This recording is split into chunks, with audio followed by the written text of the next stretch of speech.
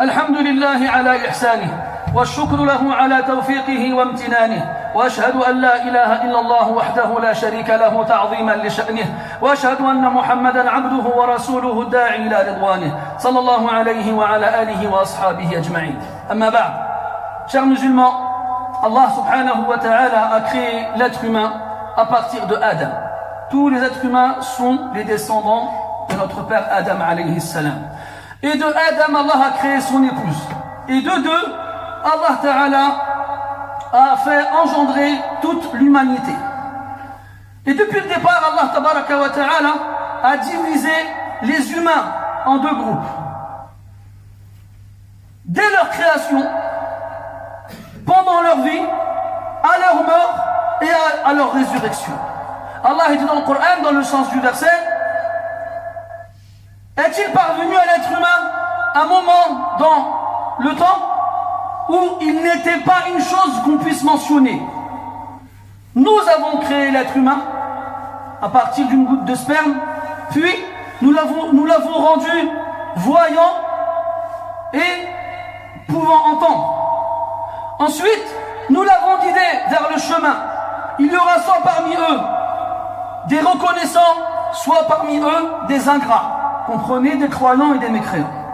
Dans notre verset, Allah Ta'ala, il dit Huwa alladhi khalaqakum, c'est lui qui vous a créé. Faminkum kafirun wa minkum mu'min. Il y a parmi vous celui qui ne croit pas, et il y a parmi vous celui qui croit. Allah Azza wa Jalla a donc fait la différence entre les humains à ce niveau-là, au niveau de leur foi. Est-ce qu'ils croient en Allah? Est-ce qu'ils croient aux anges, aux livres qui ont été révélés, aux prophètes qui ont été envoyés, au jour dernier et à la prédestinée? Ou non? Et toute leur vie, cette différence les sépare les uns des autres. Allah dit dans le Coran, est-ce que celui qui est croyant est comme celui qui ne l'est pas? La yastawoun, ils ne sont pas égaux. Et quand on parle d'égalité, bien entendu ici, c'est dans la récompense qu'Allah Ta'ala donnera aux croyants dans l'au-delà pour la foi qu'il a eue ici-bas, et le châtiment qu'il donnera aux mécréants pour sa mécréance dans l'au-delà. D'ailleurs, les versets qui suivent mentionnent cela. Et le jour de la résurrection, une fois de plus, Allah séparera les créatures, les fils d'Adam, en plusieurs groupes en fonction de leur foi. Il y aura les croyants et il y aura ceux qui n'ont pas cru. Et dans le Coran, toujours, cette différence qui existe entre les êtres humains au niveau de leur foi engendre une série de lois et de règles à appliquer. Parmi ces règles-là, l'interdiction pour le croyant d'épouser une femme qui n'est pas croyante. Et l'interdiction pour une croyante d'épouser un homme qui n'est pas croyant. Et cela est clairement stipulé dans le Coran, dans Surat al-Baqarah, entre autres.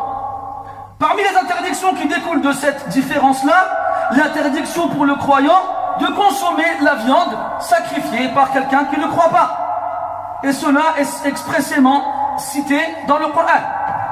Parmi les règles citées dans le Coran aussi, lorsque un mécréant meurt, de ne pas le laver, de ne pas prier sur lui, de ne pas l'envelopper dans le linceul et de ne pas l'enterrer avec les musulmans. Cela aussi est évoqué dans le Coran. Parmi les règles aussi qui sont engendrées par cette différence-là, l'interdiction d'implorer le pardon d'Allah pour l'un d'entre eux après sa mort, même si c'est un proche dans la famille.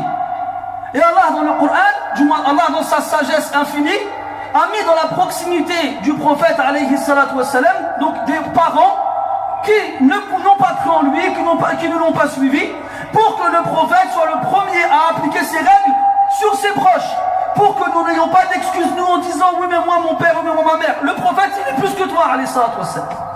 Et il l'a appliqué aussi.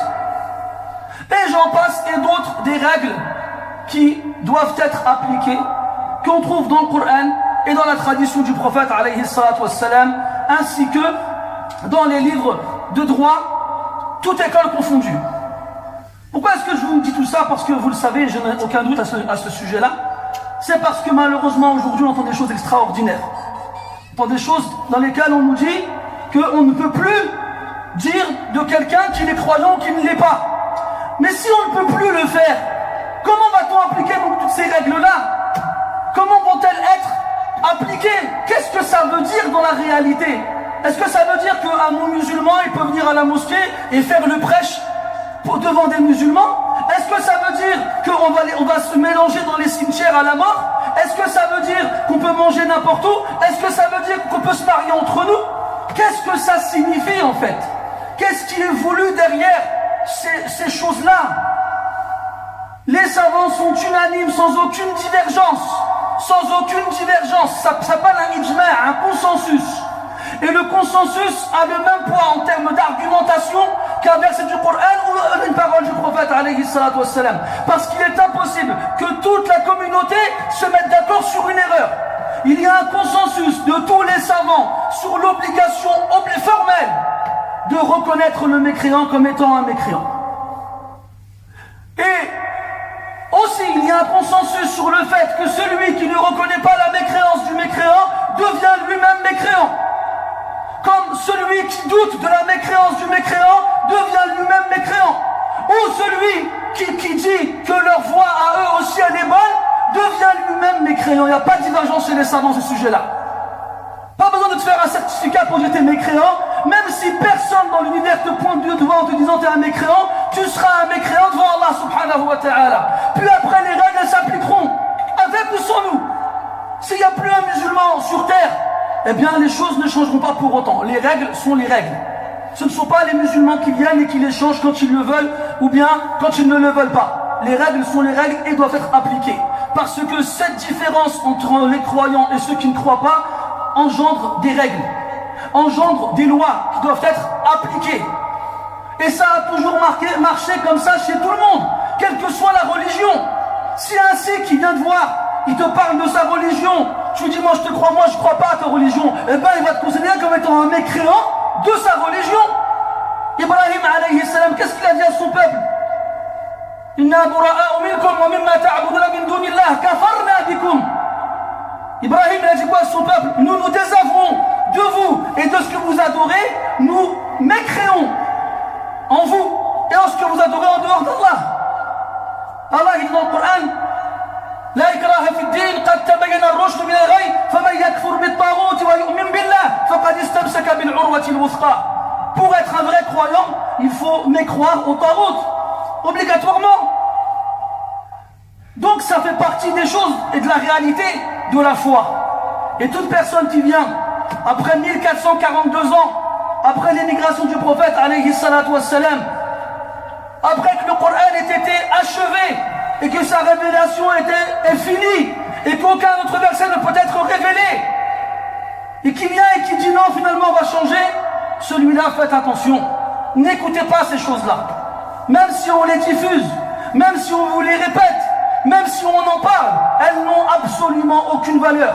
Préservez votre foi, préservez votre religion et accrochez-vous aux règles de celle-ci.